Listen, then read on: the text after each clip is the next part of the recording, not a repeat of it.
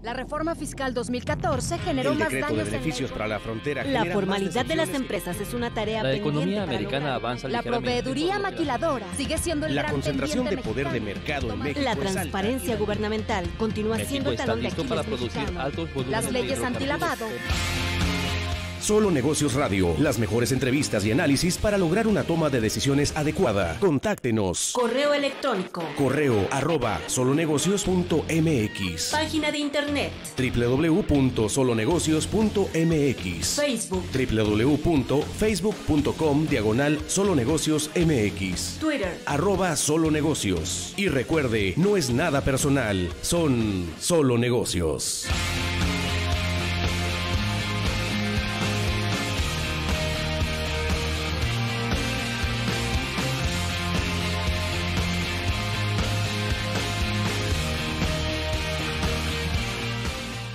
Hola, ¿cómo está? Mi nombre es Alejandro Sandoval, esto es Solo Negocios Radio, transmitiendo a través del 1300 de amplitud modulada, al igual que por internet en nuestra noticia radio mexicana 1300, el fanpage en Facebook de nuestra estación de radio, al igual que el fanpage en Facebook de Solo Negocios en www.facebook.com/Solo Negocios MX. Más tarde se transmitirá este programa en nuestras diversas redes sociales, ya sea streamings de audio o de video. Así que esté atento en los múltiples medios de comunicación para poder sintonizarlo en el momento que usted lo desee.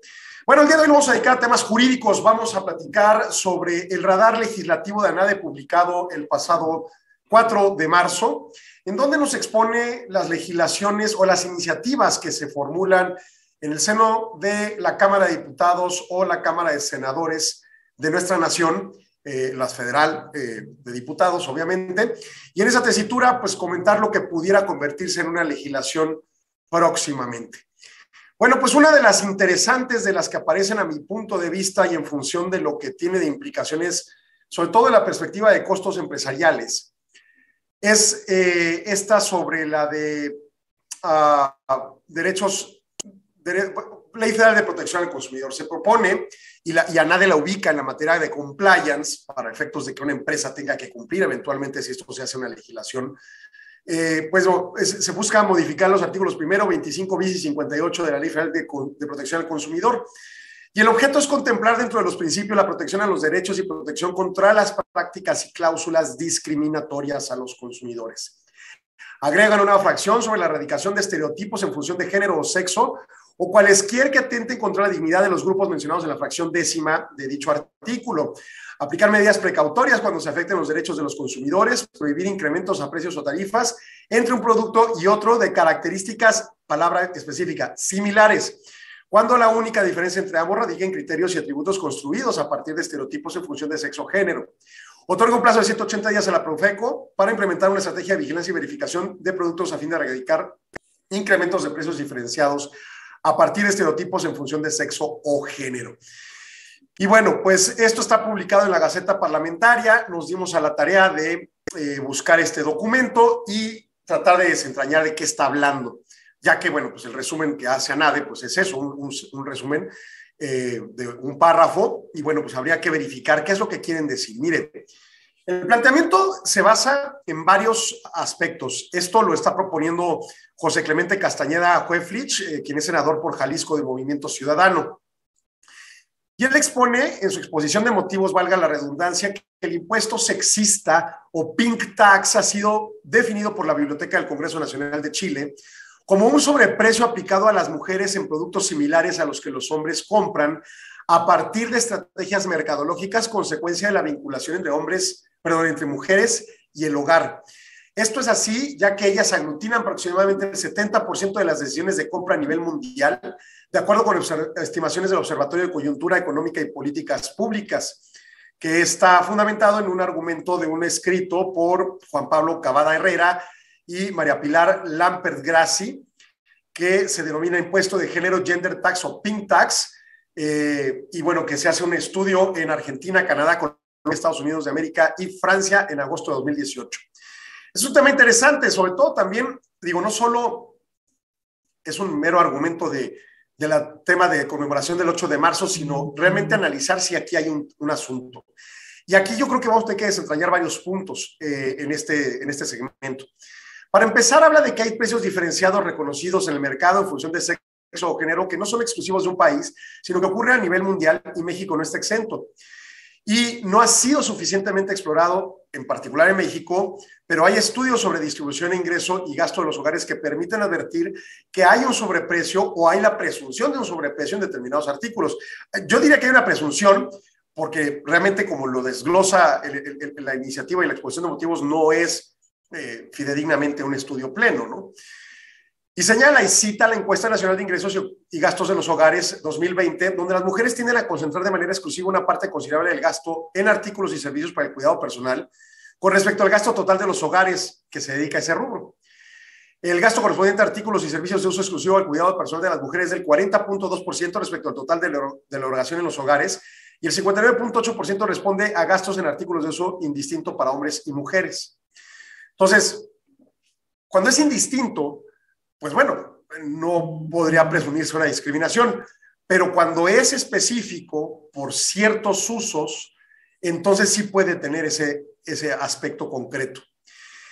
Esto se vuelve más evidente cuando, al desglosar el gasto en artículos para uso exclusivo de mujeres, en el año 2020, productos como rastrillos o jabones catalogados de esta forma representó el 39.3% del gasto en artículos para el cuidado personal de los hogares mexicanos. ¿A qué se debe que los artículos usados exclusivamente por mujeres ocupen buena parte de los recursos destinados en los hogares mexicanos para el uso de cuidado personal? O sea, gastan más en rastrillos, gastan más en jabones que un hombre. Una posible explicación, y aquí es donde entran las presunciones, ¿no? Se relaciona con el sobreprecio o impuesto sexista que se mencionó al principio de varios productos que se enumeran e integran en la ENIG, en la encuesta de gasto de los hogares. Y son comúnmente utilizados de forma indistinta por hombres y mujeres en algunos casos. Por ejemplo, en el análisis ¿Quiénes quieren los precios de la Profeco? Artículos como rastrillos, ropa interior desechable, máquinas de afeitar, calzones, entrenadores o desodorantes, presentan precios diferenciados en función de las características basadas en un posible estereotipo de género vinculados a la presentación física de los productos. Del 29 de abril al 14 de mayo del 19, la diferencia de costos mostrada por la herramienta de Profeco entre rastrillos para mujeres y hombres era hasta de 17.2%, en ropa interior 15.3%, en máquinas de afeitar 8.1%, en tintes de cabello 7.8%, en calzón entrenador para infantes 1.3% y en desodorante 0.3%. O sea, son más caros los productos que se destinan para mujer porque en el empaque así lo señalan, que propiamente la similitud presunta de nuevo entre los productos. Vamos, un rastrillo desechable, por ejemplo, que uno usa para rasurarse, viene en un formato, incluso hasta a veces con formas diferentes para dama, pero no necesariamente son de un uso diferente. Habría que analizar la homogeneidad o heterogeneidad de aplicación en el producto. Por ende, pues se plantea que cuando haya, detectando que en productos similares haya sobreprecios cuando el público objetivo mercado son las mujeres, entonces son ellas quienes terminan viéndose afectadas con este sobreprecio, en función más de la característica mercadotécnica que propiamente la heterogeneidad particular del producto, ¿de acuerdo? Para colmo, en la parte de percepciones en la ENOE señala que las mujeres reciben una tasa salarial hasta 30% inferior a los hombres en puestos similares, que eso es un tema recurrente con el clamor de equidad, ¿no? En la ENIC 2020, la percepción trimestral promedio de los hombres de México fue de 7,647 pesos más que de las mujeres, mientras los primeros perciben 22,296 pesos. Una mujer en misma posición gana 14,649. Y entonces obviamente hay una desigualdad en ingreso, pero también aparentemente, por las presunciones señaladas en la exposición de motivos, lo hay en la parte de egresos. Y entonces amplía el margen de desigualdad. De acuerdo con el glosario de diversidad sexual, de género y características sexuales elaborado por la Comisión Nacional para la Prevención de la Discriminación, la CONAPRED, los estereotipos son definidos como las preconcepciones generalmente negativas y con frecuencia formuladas inconscientemente acerca de atributos, características o roles asignados a las personas por el simple hecho de pertenecer a un grupo particular sin considerar habilidades, necesidades, deseos y circunstancias individuales. En el caso de estereotipos en función de sexo o género han sido definidos por Rebecca Cook, Simone Cusack, como una construcción social y cultura de hombres y mujeres a partir de sus funciones físicas, biológicas, sexuales y sociales. Estas creencias implican una variedad de atributos que definen la personalidad, comportamientos y roles, características físicas, apariencia, incluso ocupaciones y presunciones sobre la orientación sexual. Como refieren los autores, los estereotipos impactan la vida de hombres y mujeres desde que nacen hasta que mueren, desde la asociación de niñas con el color rosa o los niños con el azul, hasta la idea de que las mujeres deben constreñirse a labores del hogar y de cuidado y los hombres proveedores principales. Dichas dinámicas se observan como resultado en la INDIRE, otra encuesta formulada por INEGI en 2016, que revela que las mujeres asumen como propio el trabajo de cuidados del hogar, en donde 47.6% opina que las mujeres que trabajan descuidan a sus hijas e hijos, y el 37.3% está de acuerdo en que las mujeres deben ser responsables del cuidado de hijos y personas enfermas o ancianas. En función a esto, y si bien en los últimos años hay un esfuerzo legislativo encaminado a erradicar los estereotipos en función de sexo o género, como se observa en la Ley General de Igualdad entre Hombres y Mujeres, que establece su erradicación como uno de los lineamientos a considerar en política nacional en materia de igualdad, o la Ley General de Acceso a las Mujeres a una Vida Libre de Violencia, que contempla que los estereotipos sexistas como parte de violencia mediática promueve la estimulación, se promueve con esa legislación la eliminación de con los programas educativos de educación pública. Esos avances no han sido suficientes. Aquí, en este caso concreto, se hace un análisis sobre el aspecto económico propiamente.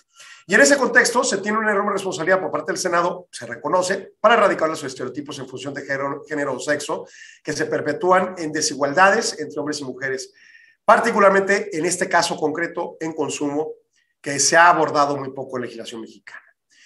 Entonces, el Congreso de la Unión planteó, por ejemplo, el tema del IVA cero en los productos de gestión menstrual, porque la medida por sí sola era discriminatoria, el que tuviera un IVA ese tipo de productos biológicos de mujeres, porque tenía un impacto económico en las finanzas de las mujeres, particularmente la gente con vulnerabilidad financiera, y afectaciones sociales en el encarecimiento de dichos productos, cuyas principales perjudicadas eran niñas y adolescentes, quienes en muchos casos se veían obligadas a faltar a clases ante la falta de recursos para adquirir estos productos de gestión menstrual. La eliminación del IVA es un precedente importante para la implementación de políticas y leyes tendientes a erradicar la discriminación. Yo no estoy de acuerdo con esa parte del todo, porque el tema del IVA tiene otro fin y debería ser manejado diferente, quizá incluso a una tasa mucho menor, pero ciertamente si todo se cobrara en IVA, en alimentos y medicinas y todo, entonces pudiéramos tener un control mucho más eficaz en la fiscalización, sin tener a un SAT agresivo en contra de los contribuyentes. Pero bueno, ese es otro tema. Entonces, en función de esto, Movimiento Ciudadano promueve esta modificación en donde quiere que primero que nada en el primer artículo de la ley se plantee una fracción en donde se busque por medio de la Profeco erradicar los estereotipos de la función de género o sexo. Ni siquiera solo por la Profeco, sino por la propia legislación.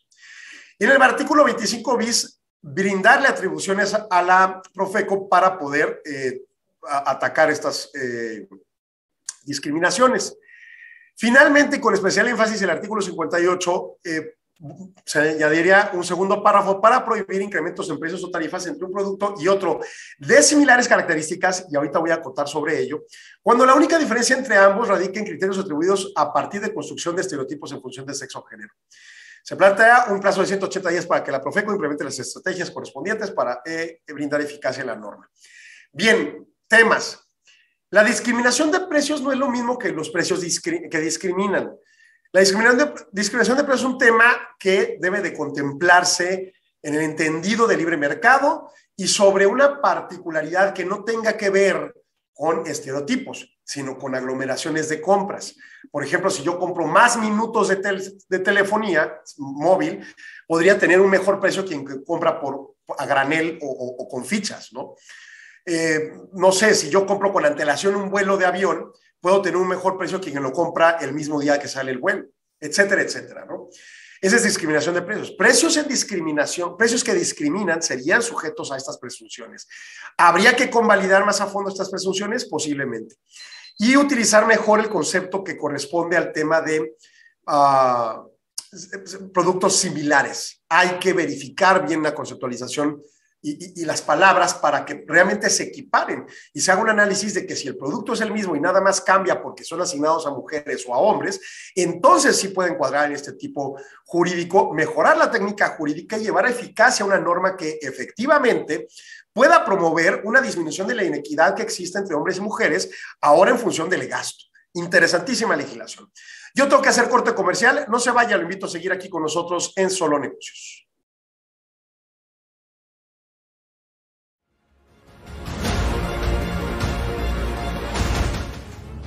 El mundo cambia.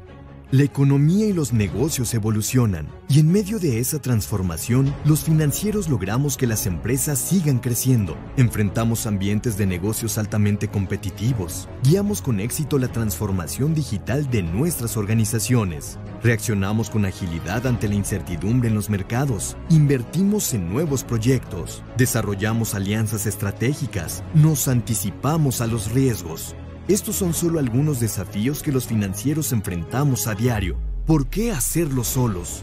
Asóciate al Instituto Mexicano de Ejecutivos de Finanzas IMEF, en donde podrás generar nuevas alianzas, crecer tu red de contactos y encontrar nuevas oportunidades de negocio con nuestros más de 1,600 asociados a nivel nacional.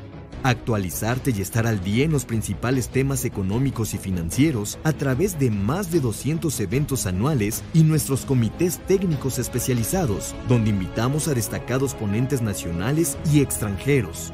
Enterarte de los avances y las tendencias económico-financieras en México y el mundo y cómo se aplican en la empresa a través de nuestras investigaciones en diversos temas de negocios. Fortalecer tu liderazgo con la información y el conocimiento que te brindan nuestras publicaciones especializadas. Los asociados del IMEF forman parte de un cuerpo profesional y técnico que contribuye a fortalecer el ámbito de los negocios, aporta al desarrollo competitivo de los ejecutivos de finanzas y profundiza en la profesionalización de las empresas y entidades del país. IMEF, más de 57 años acompañando a los líderes financieros de México. ¡Asóciate ya!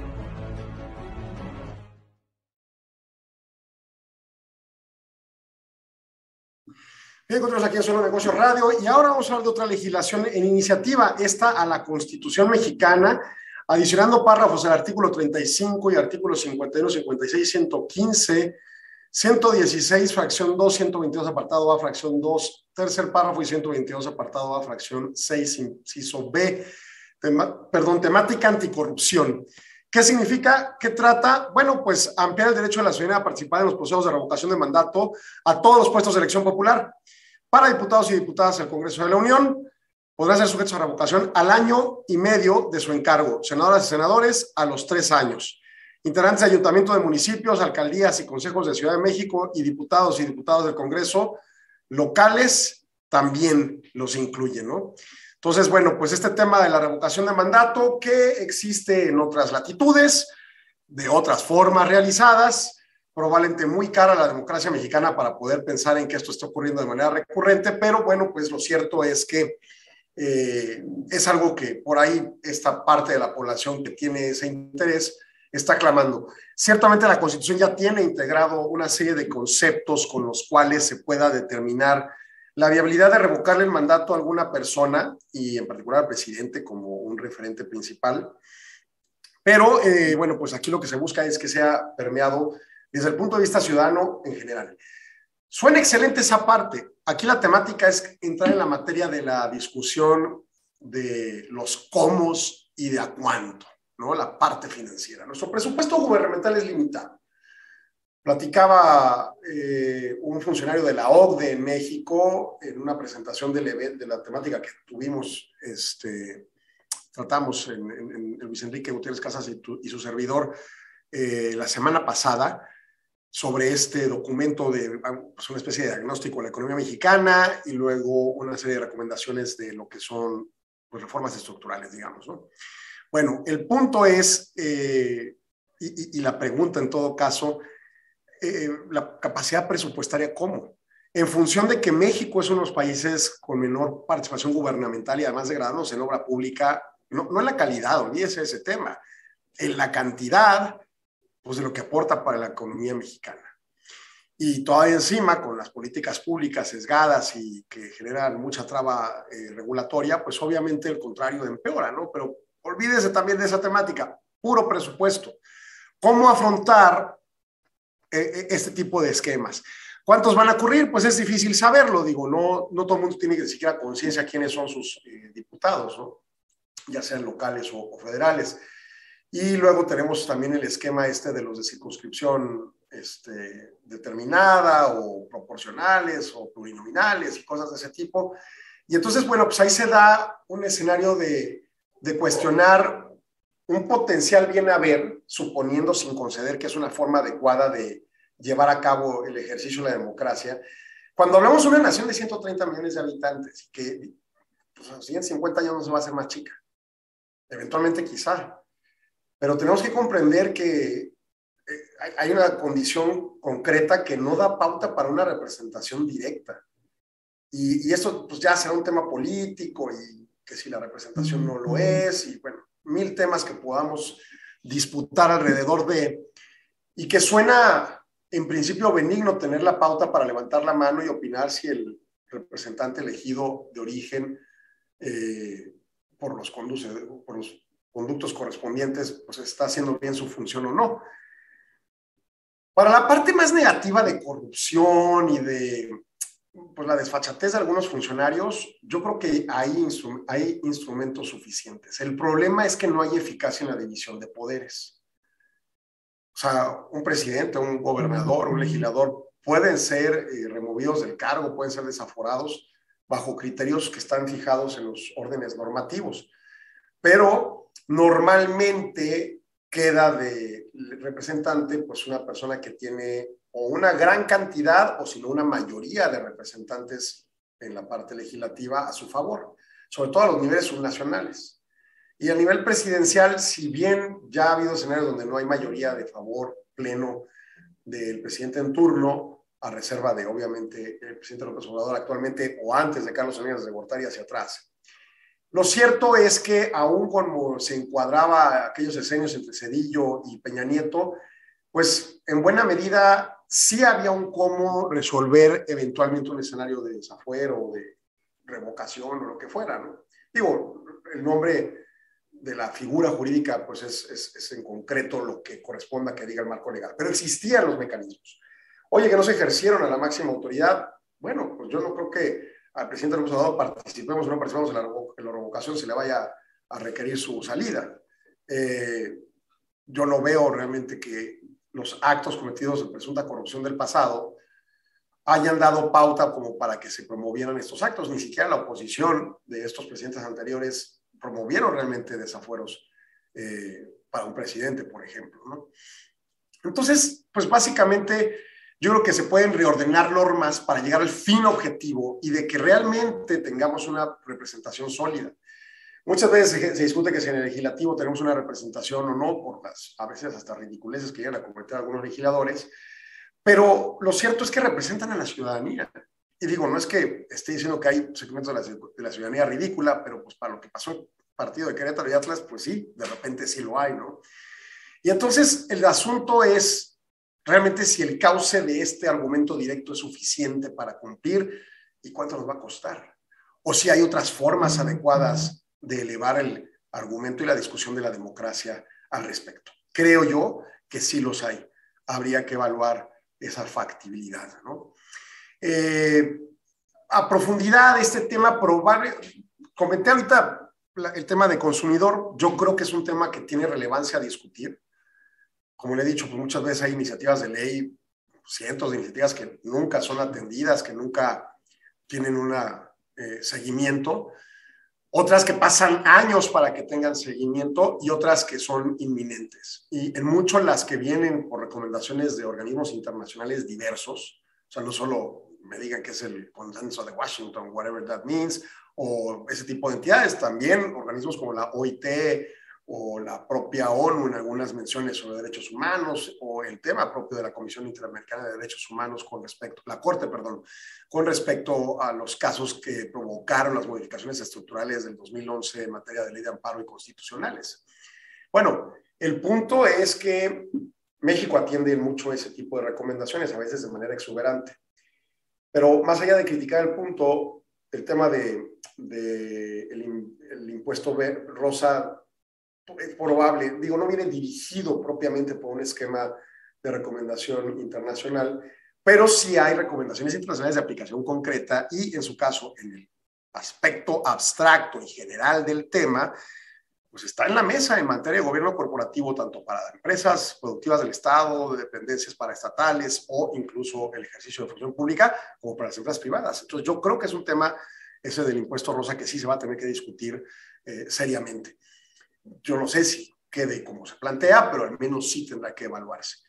Y este otro no viene de un planteamiento internacional tampoco. Hay ejemplos en otros países que ocurre la revocación de mandato en múltiples funciones públicas, pero se esquematiza de formas muy diversas, no esta posición abrupta de clamar al pueblo cada año y medio para un proceso electoral. Es una locura tener ese gasto de tiempo y dinero y esfuerzo a mi gusto.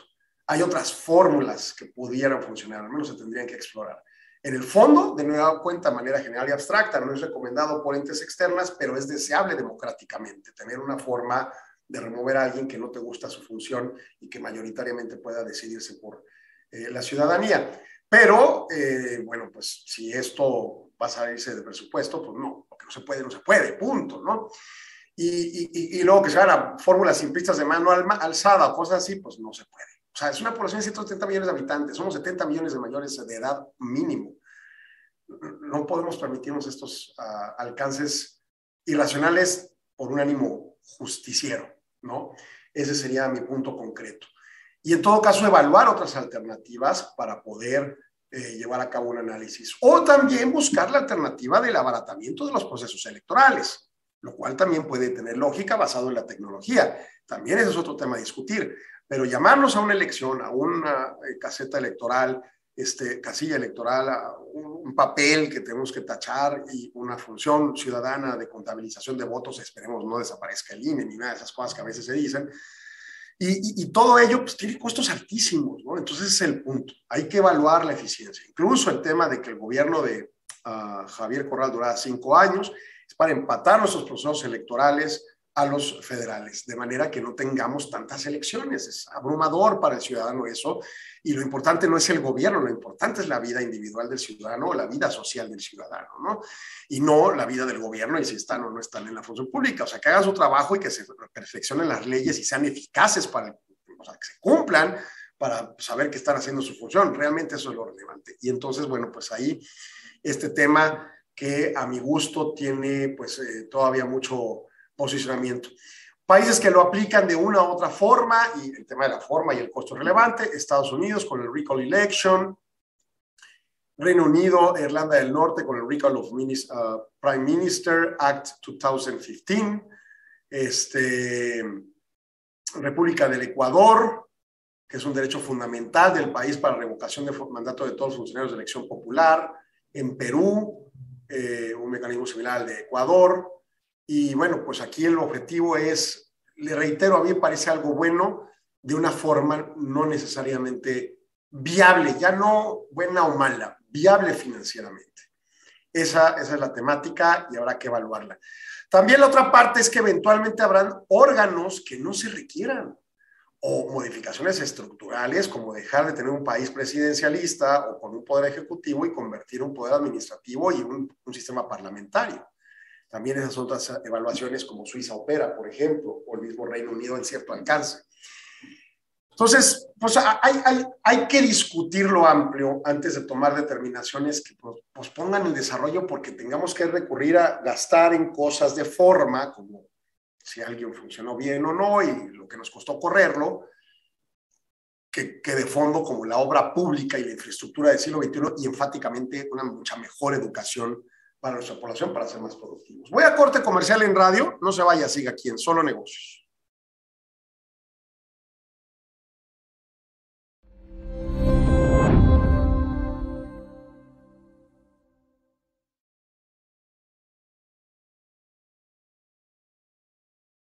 Hola, soy Ernesto Sepúlveda Villarreal, presidente del Comité Técnico del Indicador IMEF.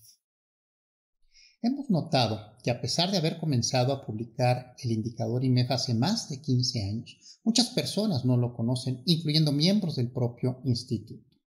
Por tal motivo, hoy responderé las 7 preguntas más frecuentes sobre esta importante herramienta.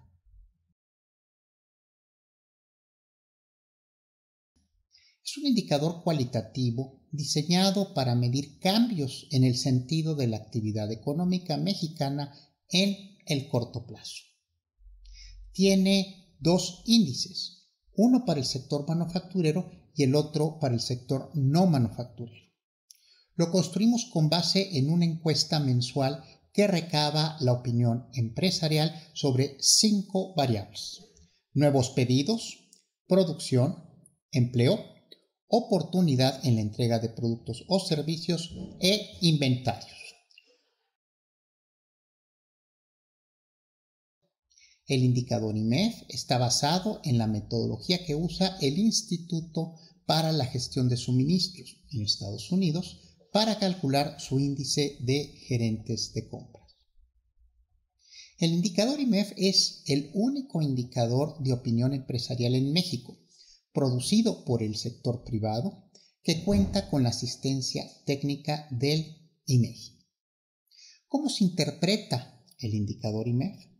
En esta gráfica puede verse que el indicador IMEF varía entre 0 y 100 puntos, donde 50 puntos es el umbral que distingue entre la zona de expansión y de contracción. De esta manera, una cifra mayor a los 50 puntos sugiere una expansión de la actividad económica y una cifra menor a los 50 puntos anticipa una contracción. El indicador IMEF puede orientarnos sobre el sentido de la actividad económica, pero no sobre la magnitud precisa de los cambios.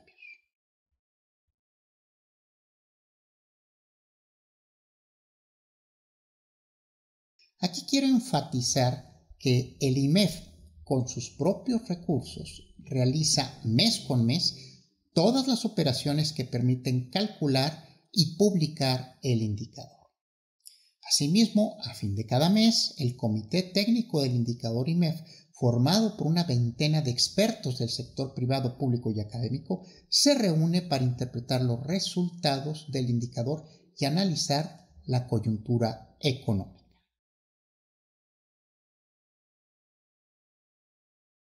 El indicador permite anticipar con oportunidad puntos de giro de la actividad económica, como sucedió con el inicio y el término de la recesión del año 2009. Por ello, importantes instituciones y medios de comunicación nacionales e internacionales le dan seguimiento continuo. Asimismo, el indicador IMEF resulta muy atractivo para los inversionistas interesados en nuestro país. Naturalmente, el indicador IMEF complementa otros indicadores de la actividad económica que se publican en este país.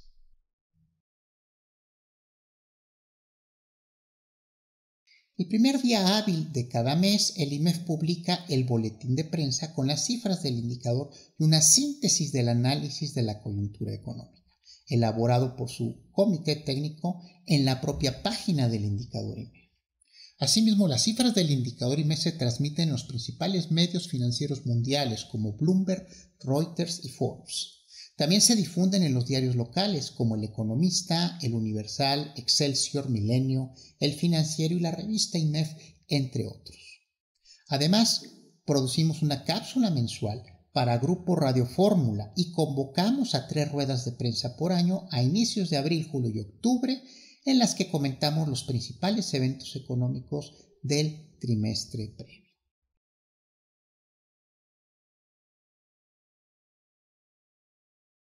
Aquí quiero señalar que todas las empresas ubicadas en territorio nacional pueden responder la encuesta del indicador IMEF sin importar su actividad, giro o tamaño. Sin embargo, solo una persona por empresa debe contestar la encuesta. Además, quien lo haga debe conocer bien la operación de la empresa. Idealmente debe ser él o la directora general o alguien cercano a ellos. Para participar, el primer paso es completar el registro en la página del indicador que aparece ahora en su pantalla. Normalmente damos respuesta a las solicitudes en un día hábil. Una vez aprobado el registro, cada mes recibirá un correo electrónico con un enlace para contestar la encuesta. Esto no le tomará más de 2 minutos. Su participación es fundamental. Con gusto resolveremos sus dudas. Puede escribirnos a indicadorimef@imef.org.mx. Muchas gracias por escucharme y esperamos contar con su valiosa participación muy pronto. Hasta luego.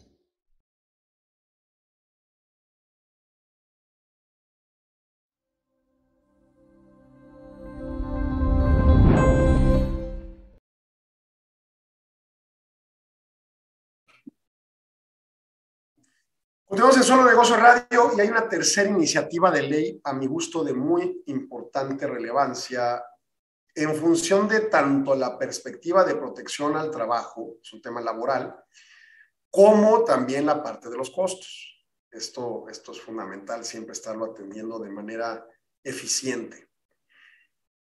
Se busca por medio de un dictamen adicional 512 de la Ley Federal del Trabajo para prevenir riesgos de trabajo mediante uso de tecnologías y herramientas innovadoras que coadyuven a labores de seguridad de los centros de trabajo. Propone indicar que éstas se deberán emplear en los casos que exista alto riesgo que implique la pérdida de la vida o se comprometa seriamente la salud y que con ello, bueno, pues traiga como consecuencia riesgos innecesarios o siniestros terribles, ¿no? Y entonces, bueno, va a evaluar sobre toda naturaleza de trabajo y con sus disposiciones reglamentarias que competan. Esto sí viene en cierta medida y en función de un dictamen ya planteado en la Comisión de Trabajo y Previsión Social de la Cámara del Senado de la República, perdón,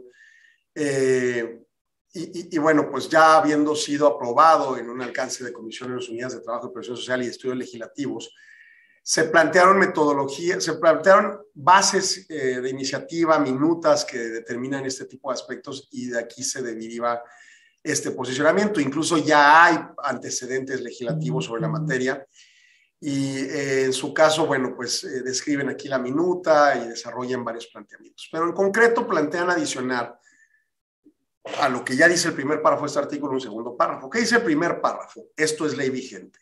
Artículo 512 de la Ley Federal del Trabajo, en los reglamentos de esta ley y en los instructivos que las autoridades laborales expidan con base en ellos, se fijarán las medidas necesarias para prevenir los riesgos de trabajo y lograr que éste se preste en condiciones que aseguren la vida y la salud de los trabajadores. Vamos, es en mucho el mandato base para las comisiones de seguridad e higiene y todas las ordenanzas de cumplimiento correspondiente como las normas oficiales mexicanas que fijen prácticamente el criterio de lo que es equipo de seguridad, de higiene, de protección, etcétera, etcétera, ¿no? Pero entonces la iniciativa busca añadir este segundo párrafo. En los casos en los que existe un alto riesgo que implique la pérdida de la vida o se comprometa seriamente la salud del trabajador, considerando sobre todo la naturaleza del trabajo, las disposiciones reglamentarias o normativas considerarán el uso de la tecnología y de las herramientas de trabajo que sean innovadoras y que coadyuven a las labores de seguridad en los centros de labores, centro de trabajo, ¿no? En esencia. Y entonces se genera una suma de argumentos y de datos. Por ejemplo, señala que la Secretaría de Trabajo en 2016 contabiliza 394,202 accidentes de trabajo, donde caídas reportan 106,728, o sea, el 27%. Muchos desde alturas superiores al 1,80 m de altura. Ante ese dato, la Secretaría señala que ha vigilado permanentemente el cumplimiento de esta normatividad. Al respecto, existe la norma oficial mexicana 009 Secretaría de Trabajo 2011, o NOM 009 STPS 2011, que regula este tipo de actividades y habla de que el trabajo en altura se refiere a mantenimiento, instalación, demolición, operación, reparación y limpieza, entre otras, que se efectúan a más de 1,80 de altura sobre el nivel de referencia. Algunos ejemplos que se señalan para este tipo de ocupaciones son la limpieza de ventanas, en rascacielos, la construcción, la soldadura en puentes y edificios, mantenimiento de torres de energía, actividades de todas ellas caracterizadas por el uso de andamios, plataformas, escaleras, arneses, cuerdas y o cables. La Ley Federal del Trabajo regula los riesgos de trabajo cumpliéndolos de dos maneras. Una, las enfermedades y otra, los accidentes. La parte de accidentes en la 474 de la ley señala que un accidente de trabajo es una lesión orgánica o perturbación funcional inmediata o posterior, la muerte o desaparición derivada de un acto delincuencial, desaparición en ese caso, producida repentinamente en ejercicio o con motivo del trabajo, cualesquiera que sean el lugar y el tiempo en que se preste. Obviamente se excluirá todo lo que le pueda pasar a la persona en su vida no laboral. O sea, el trabajador tiene su vida laboral y su vida no laboral. Entonces, en su vida no laboral, pues ahí se llamarán enfermedades o serán otro tipo de incidentes que se trabajarán bajo un orden de seguridad social con respecto a ellos. Pero en cuanto a que esté ejerciendo función laboral o en el contexto de función laboral como el trayecto de trabajo al centro de trabajo, de tránsito para el centro de trabajo, pues entonces se considera un accidente. En función con estos datos, es preocupante que los accidentes producidos por caídas a distintos niveles son de las principales causas de absentismo por el temor de sufrir lesiones irreversibles y muertes en el puesto de trabajo. Esto no es cierto. En ningún lado dijeron que el ausentismo tenga que ver con esto, pero bueno, habrá que estudiarlo, es válido, porque incluso es un elemento que le interesa al patrón. A nivel nacional como a nivel internacional, sobre todo en países latinoamericanos, el auge de grandes proyectos industriales e infraestructuras les hace multiplicar los riesgos laborales, sobre todo en alturas y en caídas de altura, como riesgo. Por ello es importante destacar que durante la última década se ha experimentado un espectacular desarrollo de técnicas, metodologías y materiales específicos para prevención de riesgos derivados de la realización de trabajos en altura y suspensión. Una de las tecnologías es el uso de plataformas elevadoras móviles de personas mismas que son equipados de trabajo utilizados para desplazar personas hasta una posición determinada. Este tipo de máquinas se usan normalmente en trabajos de altura, tales como trabajos de mantenimiento, montaje, recepción, reparación, inspección u otras actividades similares. En función de esto, el iniciante de la iniciativa, valga la redundancia, considera que tecnologías como esas deben ser contenidas en las normas reglamentarias de la Ley Federal del Trabajo y no solo lo abstracto y general que pudiera aparentemente señalar, por ejemplo, la norma oficial que determina pues, ciertos criterios para estos trabajos. Entonces, en función de ello, quiere, a mi gusto mal, y esto por técnica jurídica de hablar de una ley abstracta y general como la Constitución, que se van constriñendo a un nivel particular y concreto como una orden específica en cualquier orden normativo o un contrato, una orden gubernamental o una sentencia judicial. Y entonces en esa lógica trae de un nivel inferior normativo administrativo, lo quiere elevar a un nivel legal. Es mucho la noción esta, pues de nuevo yo podría decir, contrario a la predisposición de técnica normativa, de técnica para hacer leyes, técnica legislativa, es esta predisposición justiciera, ¿no? Entonces, de repente tenemos unos artículos constitucionales magnánimamente gigantescos, aparte de los 136 que consta la Constitución, que ya son muchos. Y luego tenemos legislaciones gigantísimas, la Ley del Trabajo misma, ¿no? Que tiene la parte sustantiva, procedimental, reglamentaria y pues ahora hasta administrativa. Entonces, ese es un tema. Pero bueno, suponiendo sin conceder, en función a ello, cita planteamientos que incluso bajo recomendaciones externas plantea que se hagan cuidados especiales u ordenanzas para estos efectos.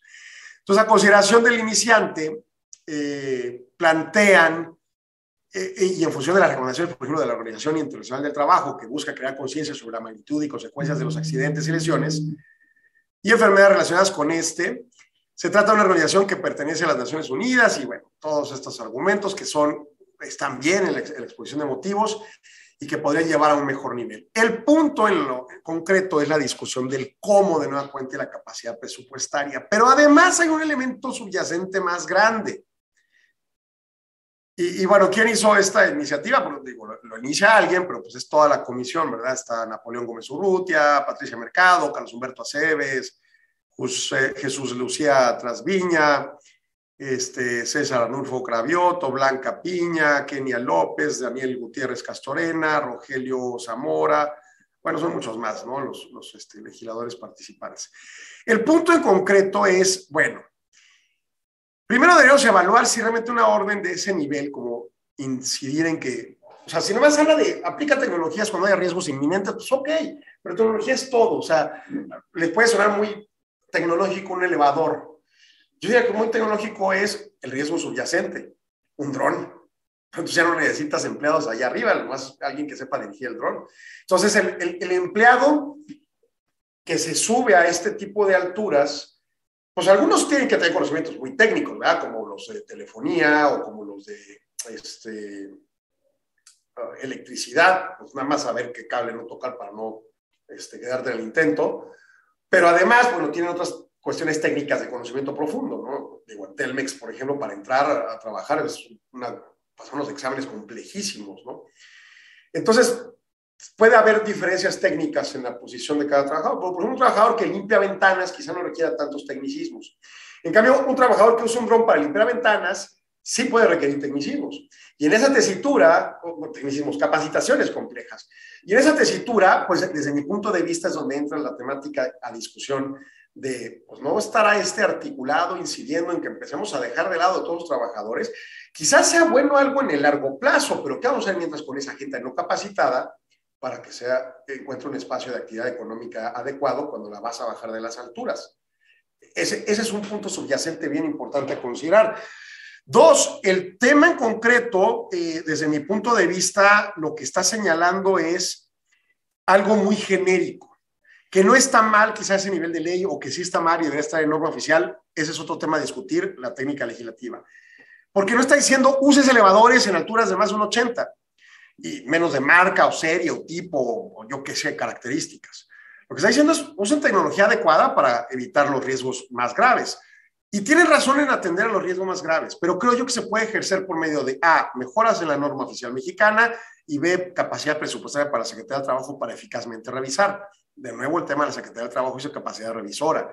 En el año 2020, al principio, antes de que empezara el proceso de pandemia y las cuarentenas, tuvimos el término de la diplomado de norma 32 en la Autónoma de Ciudad Juárez. Me tocó dar la parte jurídica y en las últimas fechas invité al que en ese momento todavía era delegado de la Secretaría del Trabajo y Previsión Social Federal aquí en Juárez. Y una de las preguntas particulares fue, bueno, pues ¿cuántas revisiones nos van a hacer de norma 32? Dijo, bueno, pues yo ya estoy saliendo, o sea, ya tenía un pie afuera de la dependencia. Dice, pero históricamente tenemos un revisor para Ciudad Juárez donde hay entre 35 y 50,000 empresas. Ese revisor tiene agendado 85 revisiones a su máxima capacidad de trabajo en el año. Y eso para revisar todas las normas y todas las obligaciones a revisar por parte de la Secretaría. La pregunta es, ¿tendrán capacidad?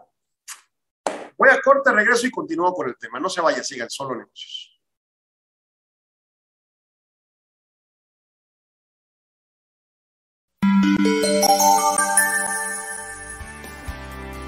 El Instituto Mexicano de Ejecutivos de Finanzas es una asociación civil sin fines de lucro que convoca y agrupa a los más importantes exponentes del sector financiero mexicano. Somos un organismo reconocido a nivel nacional e internacional. Actualmente contamos con más de 1,600 socios, entre los que se encuentran presidentes, directores generales, directores financieros, directores ejecutivos, profesionales independientes y directores académicos. El objetivo del instituto es contribuir al mejoramiento profesional y humano de sus asociados, favoreciendo así el desarrollo de la economía y de la sociedad en general. El IMEF es una de las ventajas claves para mantenernos como profesionales siempre a la vanguardia. Los comités técnicos son un elemento fundamental en el desarrollo profesional de todos nosotros como ejecutivos de finanzas. A través de más de 200 eventos anuales a nivel nacional, nuestros socios tienen espacios idóneos para actualizarse e intercambiar conocimientos y experiencias con destacados ponentes nacionales y extranjeros. Pertenecer al IMEF me ha permitido conocer temas y mantenerme actualizado sobre todo lo que necesito para mi actividad diaria, además de hacer grandes amigos, ampliar mi red de contactos y por supuesto también hacer más negocios. Que es un lugar, IMEF es un lugar donde se pueden desarrollar profesional y personalmente. Las actividades de la Fundación de Investigación IMEF impulsan la generación de conocimiento y la innovación financiera. Le invitaría a los ejecutivos financieros que entraran en el IMEF porque es un instituto que les va a dar mucho valor profesional. Los conocimientos y la gente con la que vamos a relacionarnos, los vamos a estar actualizados en la información, en lo que se tenga en cuanto a cuestiones de finanzas y otras cosas más.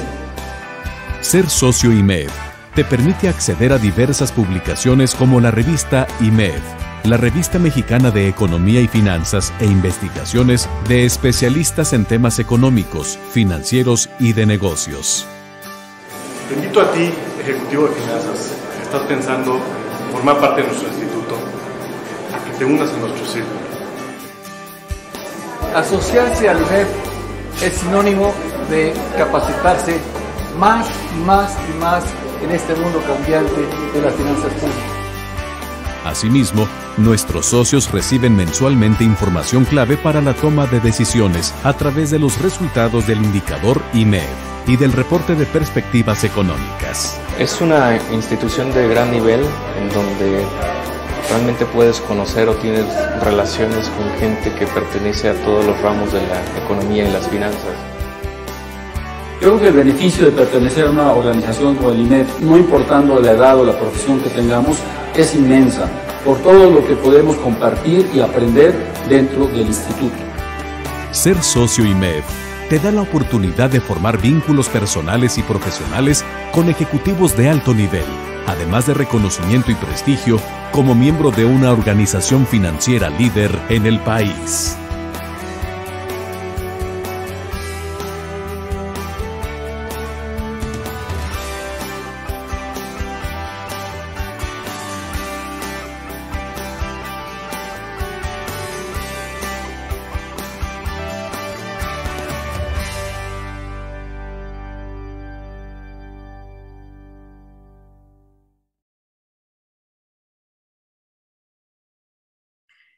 Y bueno, último segmento de Solo Negocios, y entonces estábamos en el tema laboral, ¿no? Y de esta iniciativa. Me parece importante que se discutan estos temas, sobre todo si hay incidencias negativas en siniestros con temas de salud o cualquier otro tema laboral relevante. El asunto es que no nomás se trata de cargar la mano, sino de realmente ser eficaz. Muy similar a mi argumento con respecto al tema de la revocación de mandato, ser eficiente. O sea, se tiene un objetivo, órale va, pero que no sea contra el gasto más caro o ni me fijé en el gasto. Vamos haciendo análisis más profundos. Les reitero, eventualmente desde mi punto de vista va a ocurrir un escenario en el que la gente a cargo de estas empresas con normas de este tipo diga, ¿sabes qué? Entre trabajador, seguro y seguridad social y esa tecnología, me costea más sustituir por tecnología plena y un empleado que controle a distancia o programado ya el trabajo que tiene que hacerse a las alturas, ¿no? Y sí, o sea, finalmente esa cierta lógica de los trabajos más básicos que irán siendo sustituidos por maquinaria o tecnología o equipos, ¿no? Ya ha ocurrido. En esa lógica, el tema de discusión es, bueno, subyacentemente va a aparecer ese posible riesgo para el sector laboral. Por otro lado, en el ánimo del cumplimiento, el desencuadre incluso de la técnica legislativa puede llevar a que tenga vicios de ilegalidad o inconstitucionalidad, pues atacables. Y luego, el asunto que yo citaba, o sea, de buscando otras formas, la eficacia de la aplicación vigente de la norma oficial mexicana y de la ley por parte de la Secretaría del Trabajo Federal es que no tienen recursos suficientes para tener suficientes revisores. Ahora con el asunto del REPSE, obtuve el REPSE de un cliente. Solicitamos el REPSE en agosto y a los 5 días nos llegó una funcionaria de la Secretaría del Trabajo a hacer una revisión. Y hizo un cuestionario muy amplio entrevistando empleados y demás que estaban bajo esa sujeción de REPSE. La sorpresa a mi criterio fue, oye, qué rápido reaccionaron para una revisión siendo que tienen un funcionario a cargo. Bueno, para mi sorpresa, digo, esto ocurrió en agosto de 2021 frente a la plática que tuvimos con el delegado de la Secretaría del Trabajo previo de febrero de 2020, fue que no, la funcionaria que nos fue a revisar era una trabajadora social, no era un abogado. Y entonces sucede que por lo poco que platicamos con ella y sin conocimiento a fondo de cómo están operando, contrataron bastante personal para la mecánica del REPSE y en su caso pues hicieron más revisiones de lo que pudiera hacer un solo individuo. Pero son revisiones documentadas en base a un cuestionario parametrizado en el cual se lo lleva el abogado y el abogado es el que hace la revisión. Entonces el pobre hombre pues, seguramente debe tener 1000 horas de trabajo ahí en la oficina, pero ya tiene que estar en la calle haciendo las revisiones físicas, ya tiene personal que lo hace. Es una función interesante el trabajo. La mecánica, vamos a decir, no sé hasta qué punto legal, habrá que revisarlo, pero en principio aparenta buen ver. ¿Por qué no darles mucho más recursos para que hagan muchas más revisiones si ese es el objetivo? Y que las prevenciones realmente disminuyan. ¿Por qué no todo este despilfarro de recursos en comunicación social federal, estatal y municipal, en medios de comunicación, lo cambian en vez de comerciales saliendo el político con cara feíta, muy sonriente? ¿Por qué no promocionan videos de qué se debe hacer? ¿Cuáles son las normas? ¿Qué debes de cumplir, empresario? ¿Qué debes de saber, empleado, en función de tus derechos? Eso yo creo que podría tener mayor eficacia que imponer un criterio y decirle, pues háganle como puedan, encárguense. Y entonces que sujete al empresario a tomar la decisión determinada y eventual de decir, bueno, pues va, nada más que lo que voy a hacer es despedir empleados y contratar drones, o contratar robots, o automatizar, y eso pues obviamente trae consecuencias, más en un país con tan bajos niveles de educación y capacitación técnica. Necesitamos evolucionar todos esos rubros propositivos más que reactivos a la defensa y al pasar el costo del acto a terceros, ¿no? En fin, esa es esa última iniciativa de la que quería hablar, y vamos a hablar de dos boletines emitidos por ANADE que me parecen de relevancia. Tienen ya unas semanas emitidos, pero a mi criterio tienen pues un peso importante. Número 1, el Comité Exclusivo para Oficiales de Cumplimiento y Comité de Derecho Digital y Privacidad, el febrero 9 de 2022, emitió un comunicado sobre el Día Internacional del Internet Seguro. Esto se celebró el 8 de febrero y, bueno, pues con una iniciativa promovida principalmente por la Comisión Europea, cuyo objetivo es promover a nivel mundial el uso responsable y seguro del Internet y las nuevas tecnologías, principalmente entre niños y adolescentes. Muchas personas interactuamos hoy en día en la red global con diversos propósitos. El objetivo, en todo caso, puede ser incorporar a todo tipo y tamaño de organizaciones para comprender y promover cada vez el mejor uso y mejores prácticas de uso en el Internet.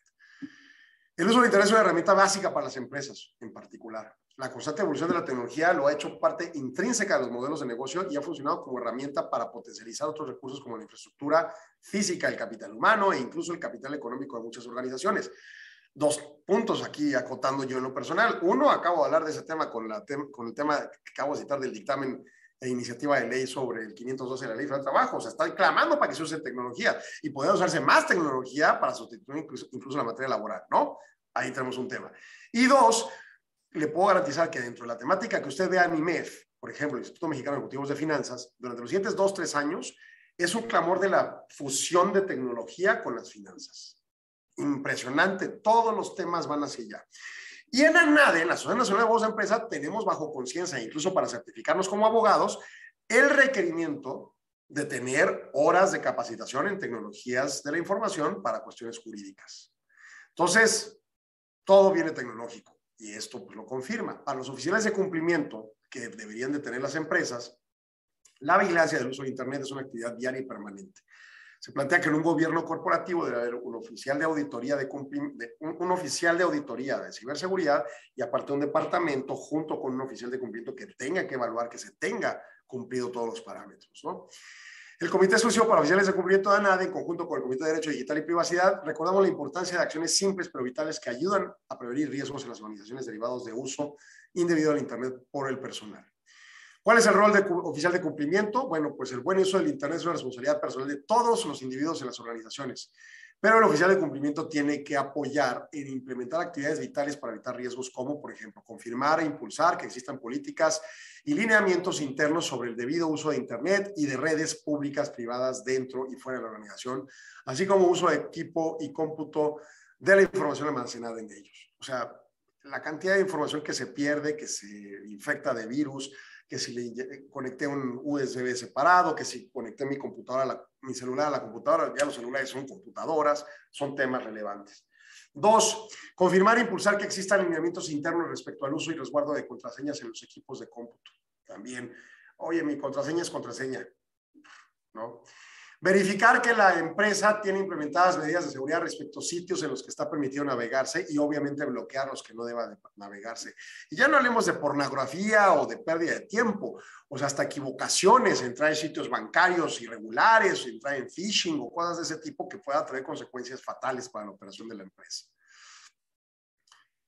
Comunicar constantemente las buenas prácticas de uso de Internet y equipos tecnológicos proporcionados como herramienta de trabajo a los empleados. Es parte del flujo de la comunicación y eso tiene que trabajarse mucho con RH para que ese flujo de comunicación sea estable y adecuado. 5, proporcionar constante capacitación respecto a los riesgos relacionados no solo con el uso de Internet, sino todos los asociados en tecnologías de información. 6, involucrar a todo el personal para que identifique y reporte posibles riesgos en el uso de herramientas de tecnología de información implementadas por la organización. Y 7, dar cumplimiento a las múltiples normas relacionadas con seguridad de la información y protección de datos personales. Es un tema muy amplio, no es el antivirus, créame. Es muy serio el manejo de la tecnología. Infórmese, participe en eventos como los que promueve ANADE en materia de derecho digital. Está la AMDI, la Asociación Mexicana de Derecho Digital, que también dirige a bien Joel Gómez. Entonces, en mi punto de vista, tenemos aquí buenas herramientas para esos efectos. Y ya para acabar el programa, tenemos el otro boletín que es relativo a la materia fiscal, en función básicamente de lo que es una publicación del 1 de febrero de 2022, en donde el SAT publicó que en virtud de, que publicó sobre los ingresos por jubilaciones o pensiones exentos de impuesto a la renta siempre que no excedan 43,000 pesos al mes. O sea, todo aquel pensionado o aquella estrategia que tenemos las personas que nos aplica la ley antes del 97, que trabajamos antes del 97 y que podemos aplicar la ley anterior, y de irnos a pensiones topadas, pues tenemos que saber en pesos de hoy, este año, el nivel para que te cobren impuesto a la renta es a partir de 43,001 pesos. O sea, de ese 1 peso hacia arriba te van a cobrar ISR. De 43,000 para abajo están exentos los ingresos para los pensionados. Y en su caso, en materia de ley de ISSSTE, el impuesto a la renta hasta por un monto de 1,443 pesos diarios o 43,299 para el periodo 2022, y esto es mensual. Entonces, una aplicación sobre la totalidad de los ingresos, independientemente que hayan pagado 2 o más patrones. Ingresos que se perciben por jubilación o pensiones, entre otros, y en una sola exhibición están exentos hasta por 3,159,097 pesos con 20 centavos al año. Y si hay excedente, se pagará el ISR que corresponda sobre el peso marginal. En caso de que las pensiones sean mayores a las referidas, el impuesto sobre la renta se cubre únicamente por el monto que exceda lo permitido, y los contribuyentes pueden aplicar las deducciones personales conducentes, gastos médicos, donativos, colegiaturas, intereses hipotecarios, entre otros, que reduce el impuesto a cargo. He aquí la información. Yo le deseo que usted pase un excelente fin de semana. Mi nombre es Alejandro Sandoval. Nos escuchamos el lunes en punto de las 4 de la tarde con Guillermo Soria. Agradezco mucho a Arturo en cabina y bueno, pues hasta luego. Muchas gracias. Agradecemos su atención. Nos escuchamos de lunes a viernes de 4 a 5 p.m. a través de Radio Mexicana 1300 AM. Contáctenos. Correo electrónico. correo@solonegocios.mx. Página de internet. www.solonegocios.mx. Facebook. www.facebook.com/solonegociosmx. Twitter. @solonegocios. Y recuerde, no es nada personal, son solo negocios.